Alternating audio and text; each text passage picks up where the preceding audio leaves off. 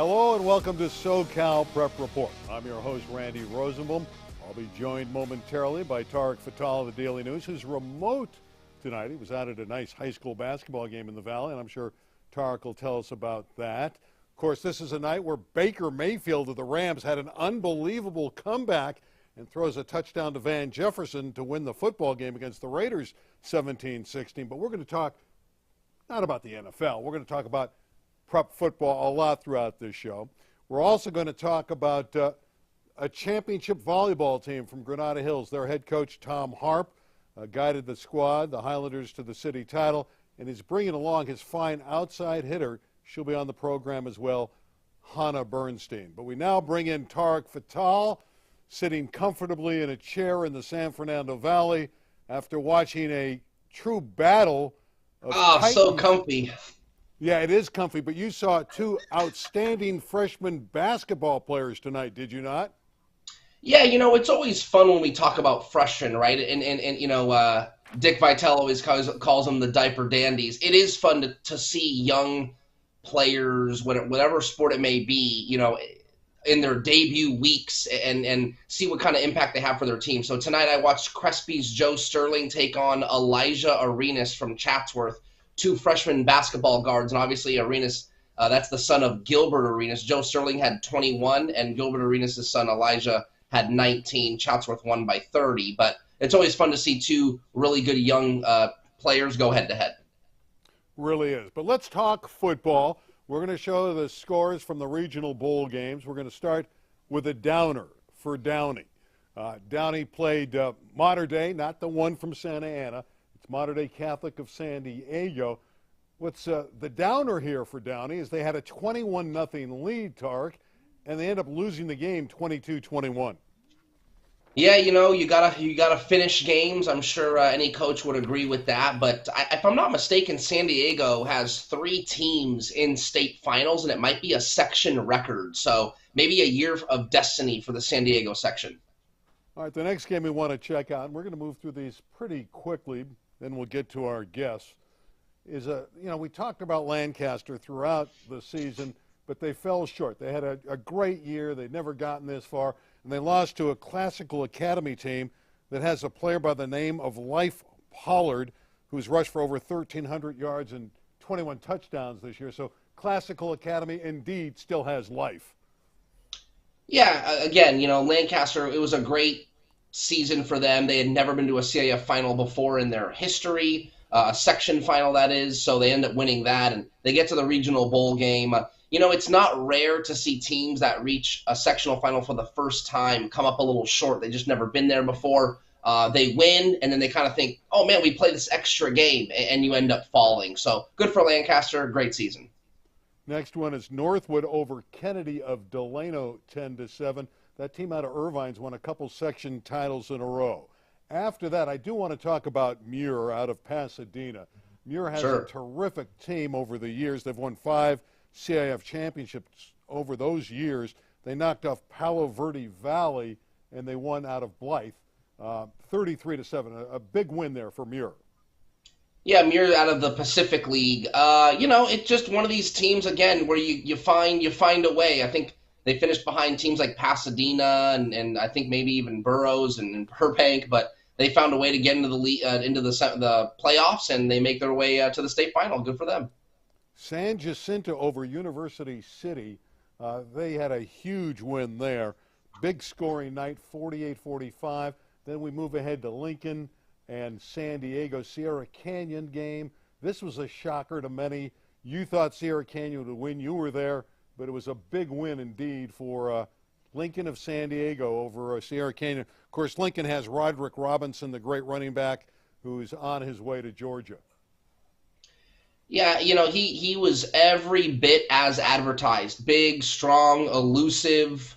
And the game was close. At halftime, I think it was only a 3-point game or maybe a 1-score game, and then Inglewood just took advantage. And I think Sierra Canyon really just, John Ellinghaus actually said it best. The big momentum swing for Inglewood, and Sierra Canyon, he said, let go of the rope, and just that's it. Couldn't catch it again and catch up, and that was all she wrote.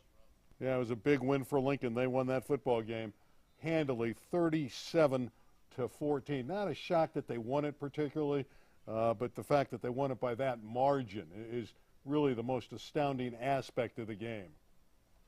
Well, the other thing that I think most people in the Valley, it was hard for people in the Valley to wrap their head around the fact that that Lincoln team had lost to Alamany earlier in the year, Randy.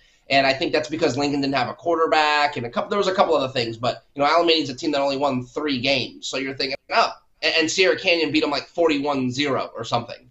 So you're thinking, how can this Lincoln team come in and beat Sierra Canyon? And it's just like Sierra Canyon. Lincoln was a different team at the end of the year, and kudos to them. They'll play for a CIF state title.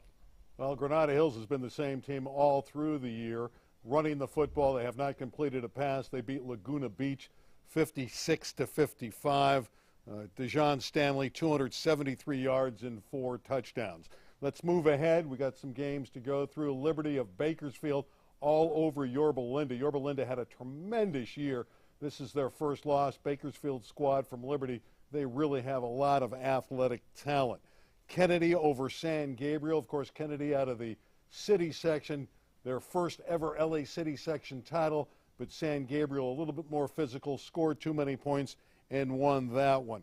Let's move ahead one more time to Crenshaw over Whittier Christian. This is an unbelievable achievement, I believe, for Crenshaw, Tark. They have had a wonderful year after starting the season 1-6. Yeah, speed kills. And Coach Harp will tell you that. He coached football for a long time, and we'll talk to him a little later. But that was probably the difference here. Whittier Christian probably hadn't seen athletes like they had saw against Crenshaw all weekend, all year long, and that's probably was the huge difference. Great season though for Coach Manriquez and Whittier Christian, right? I mean, he was on the guest on the show, and Randy, I know you're a fan and of Coach Manriquez. Kudos to them, and good luck to Crenshaw in the state final. Yeah, he did a terrific job there at Whittier Christian. Donce Lewis, the quarterback of Crenshaw, is really good. So is Andrew Wynn, the running back. He is outstanding. Our next football game we want to talk about is Shafter getting by Walnut. They won that game 20-16. A nice win there for Shafter. Next score, Etiwanda and Granite Hills. Granite Hills really ran it up. They had a great offensive night and won handily 41-21. Laguna Hills and Birmingham, Tarek. Birmingham, a great effort from the city section, but they just could not slow down the running game of Laguna Hills, and they won the football game, did Laguna Hills, 35-28. Troy Liegber, 121 yards and 4 touchdowns. Yeah, Laguna Hills was a team that had beaten Golden Valley in the sectional final, and again, now they're playing for a state final. I know one quick ad on Etiwanda. I don't know if you remember, but they were down something crazy like 31-10 to St. Francis in the Division 5 CIF Southern Section final and came back and won the game. So I don't know if they had much gas in the tank left, and a good season for them as well as they go down in the regional bowl game. And really, when you think about it, it's about winning your divisional championship, your second Correct. title. So, for a lot of these teams, it's not as important to win a regional bowl. It's great, don't get me wrong, but it's about winning your section title. Now, for teams like St. John Bosco or a Mater Dei, they have higher aspirations, winning the whole state championship, but that's not always realistic for every team. What is realistic is Granada Hills football and volleyball. Their girls volleyball team won the section title. Their head coach is a legendary guy. He's been around for a long time. Tom Harp will bring him in right now, and also Hannah Bernstein, the outstanding outside hitter.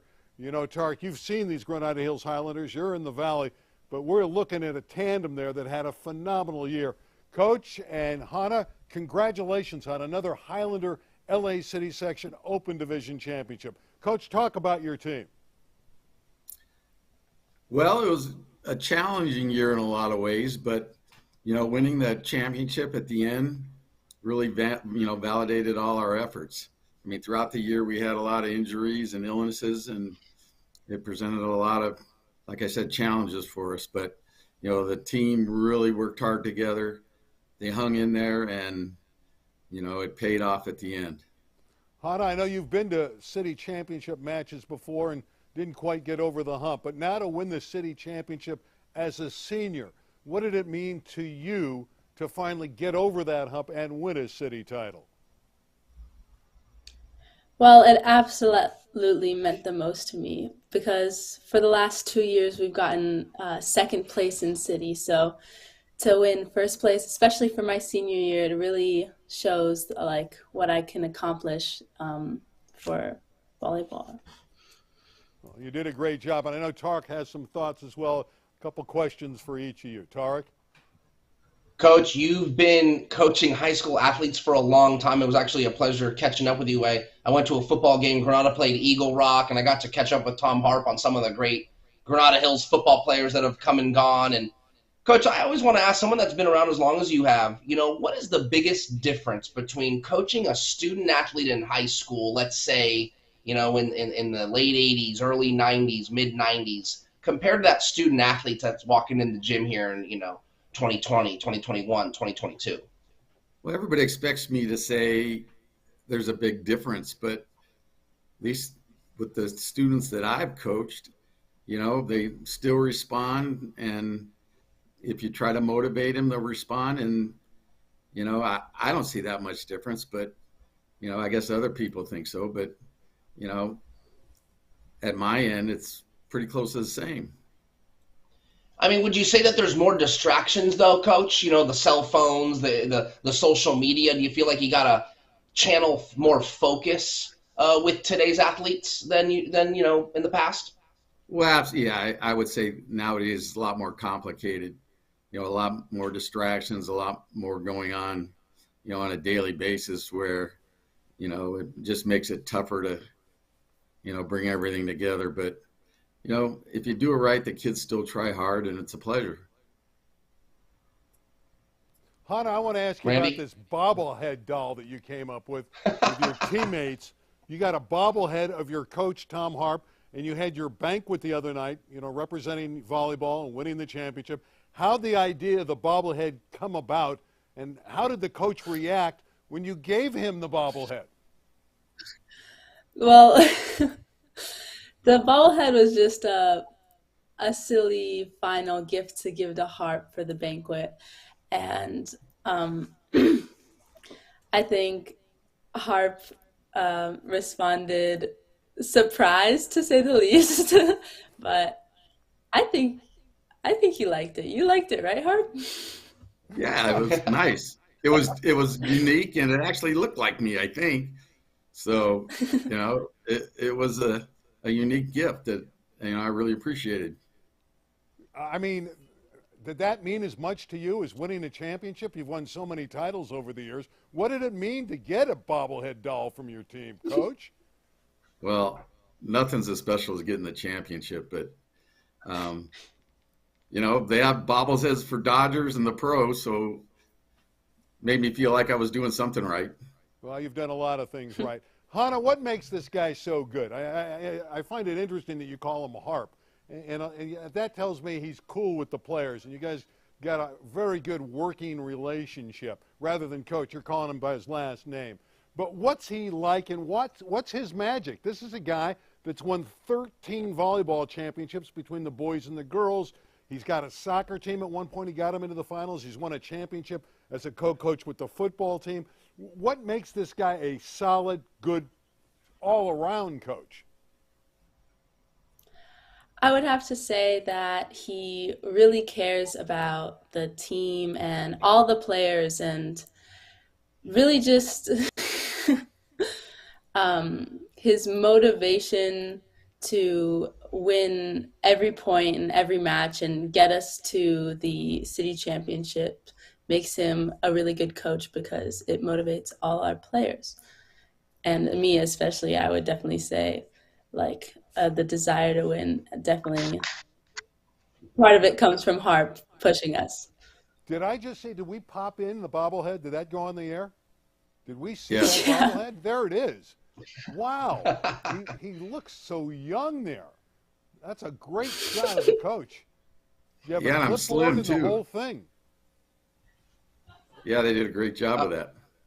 That's really I good. wanted to ask Hannah, what was it like to play the championship game I'll always call it the Matadome. It's called something else now. But to play the championship game in a really great venue, you know, a college venue, so to speak, at CSUN, what was that like playing in that arena and winning it there?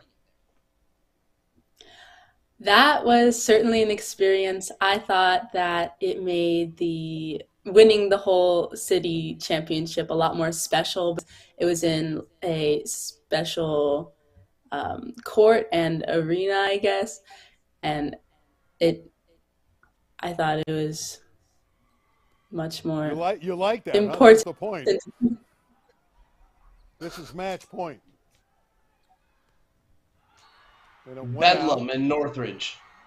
And that's against your rival Taft, right? That's a great crowd too there. Right. I would definitely say our fans and everyone cheering on either the sidelines or on the benches, it definitely helps me as a player get motivated and play my best.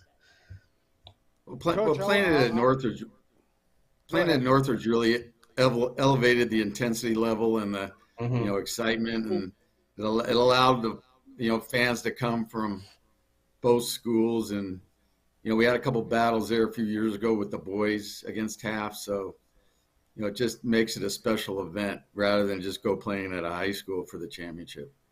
It really does. I do want to move off of volleyball for just an instant and talk about the Granada Hills football team, because they've won a city championship. They have a chance at a state title.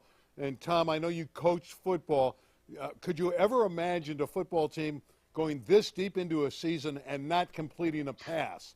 They've thrown 7 passes this year. That's a great tribute to DeJohn Stanley Brooks, Bucky Brooks, the head coach, to be able to run the football that effectively. But that's hard to imagine, right? No completions and double-digit number of games? Especially, the stadium's named after John Elway, and so he's known for the passing. And, when I coached, we threw the ball. And part of it is, for us to be successful, we had to throw the ball because these teams were so big and so fast. But, Granada's got it down now, and once DeJohn Stanley gets a hole, he's gone, because his speed is probably faster than any running back Granada's ever had. And he's broken all the rushing records. I think he's broken all the scoring records, at Granada too. So, they're just doing a fantastic job. Well, guys, congratulations on the championship. Hannah, good luck. I know you haven't selected a college yet, but if you play college volleyball, we wish you the best. You seem to be a delightful young lady. Congratulations. You've won a number of awards, West Valley League Player of the Year, All-City, all those good things. So congratulations on your accolades and the title. And Coach Harp, glad to finally get you on some TV interviews. You're well-deserving of those, and you've done a phenomenal job over the years at Granada Hills in a plethora of different sports. And thanks for coming aboard on SoCal Prep Report. Thank you. Thanks for having us. All right. Thank you. Great championship team out of the West Valley, the Granada Hills Highlanders. We're going to step out. We're going to take a break, and we'll come back with our top 10s, our Pacific Surfliner top 10s for the girls teams and the boys teams in basketball. That's next on SoCal Prep Report. California has always been a land of discovery. From historic gems to iconic beaches to top attractions. Let the Amtrak Pacific Surfliner be part of your journey as you explore more of the place we call home. Reconnect with the communities you love most, with the people you love most. Isn't it time you rediscovered Southern California? And welcome back to SoCal Prep Report. It's time for our Pacific Surfliner top 10 girls and boys basketball teams. This is a new feature. We're going to do it every week. We thank our friends at Pacific Surfliner. We start with the ladies, and Tarek will certainly chime in here as well. With Sierra Canyon and the great star Juju Watkins, obviously the best team in California last year. They won the championship a year ago. Unquestionably the team to beat this year. Sierra Canyon, the Trailblazers, a wonderful, wonderful basketball team. Number 2 would Yeah, be I think Etowanda. that's Oh, what there you go. I didn't there's see a it. common Okay. denominator. I know we'll get to the boys here in a second, but there is a common denominator with the boys and the girls when it comes to the landscape of Southern California high school basketball. It's who can beat the top team. For the girls, it's 100,000% who's going to stop Juju Watkins, and can Sierra Canyon be beat? That is literally the name of the game this season for girls, and for boys, it's the same question for Corona Centennial. We'll get to that in a second, but the team that might give Sierra Canyon a good game, I don't see them beating Sierra Canyon, but Sierra Canyon is now in the Mission League, and Chaminade is very strong and has a deep team. Mater Dei, Etowanda, of course, all these teams here are very, very talented, but Chaminade just beat Windward, just beat Westlake, previously unbeaten, so Chaminade is kind of creeping up the table here in the girls' rankings. And Etowanda had a great, great team last year, and they're the one team up on that board that really has a shot at Sierra Canyon, I believe, at the end of the year. Also, at the back end there, Westchester out of the city. We got them in the top 10. They're undefeated. A little later in the year, they'll get Long Beach Poly. That'll be a great test for the Comets, but Westchester out of the city, a very good team. Let's turn our attention to the guys, our Pacific Surfliner boys basketball top 10. There it is. There's that one team on top that is going to be tough to beat again. Corona Centennial.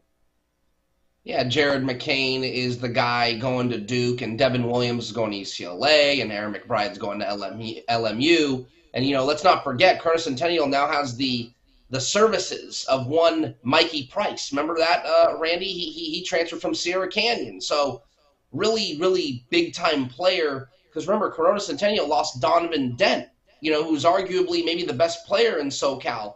And now he's in New Mexico. So Mike Price gets to step in and fill that role. So Corona Centennial will be very hard to beat. But, of course, the usual suspects, Harvard Westlake, Notre Dame, Sierra Canyon, all in the Mission League. And St. Bernard, I'm going to check them out tomorrow night at the Beverly Hills tournament. I'm going to go with a St. Bernard versus Campbell Hall and check them out. So, and LZ Harrington, very good sophomore at St. John Bosco. Just so much talent here on this list. Yeah, I saw Harrington last year. UCLA has their hooks into him already. He's a young they do. Freshman last year. The Bruins are very much interested in LZ. He's a very good 6'3", 6'4" guard who can really score the ball. Really a talented kid. And I like Bishop Montgomery's team.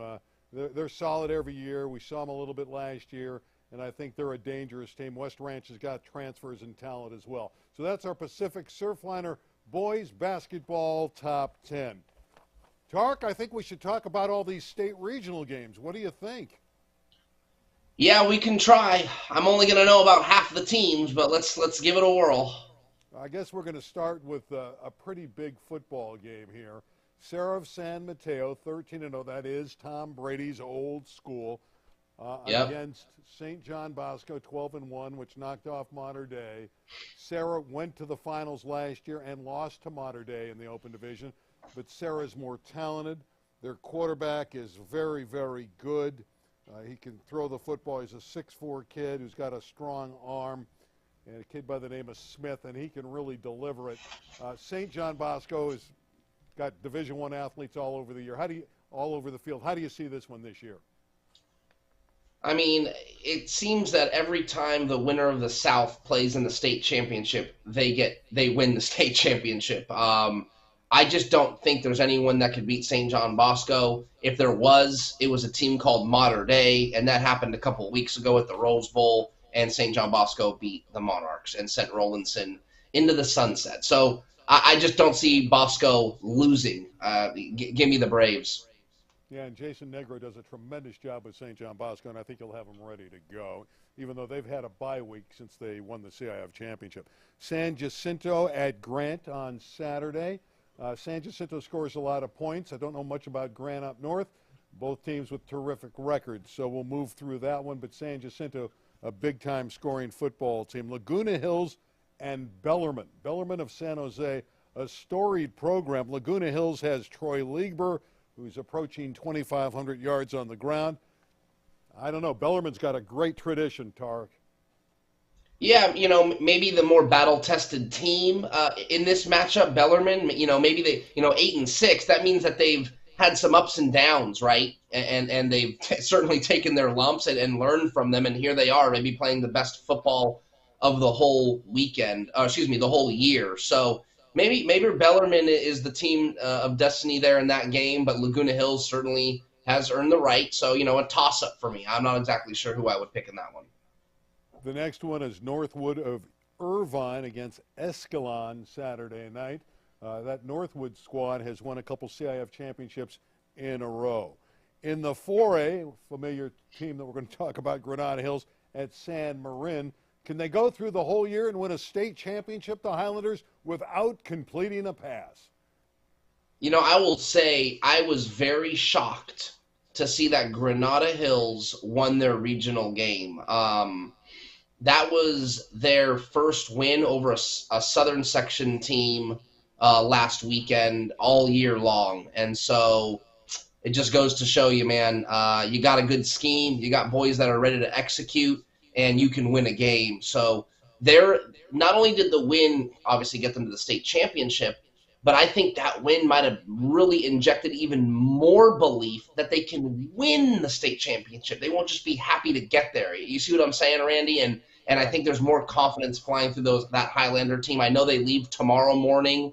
They're going to get up there early, kind of chill Friday night, sleep over, wake up, get a good breakfast, and just have as normal of a game day as possible. That's what Bucky Brooks told me, the coach. So give me the Highlanders. I think that's a game they're gonna come home. Nice bus ride home after a state championship, and I hope that's the case because Dijon Stanley's had a great year.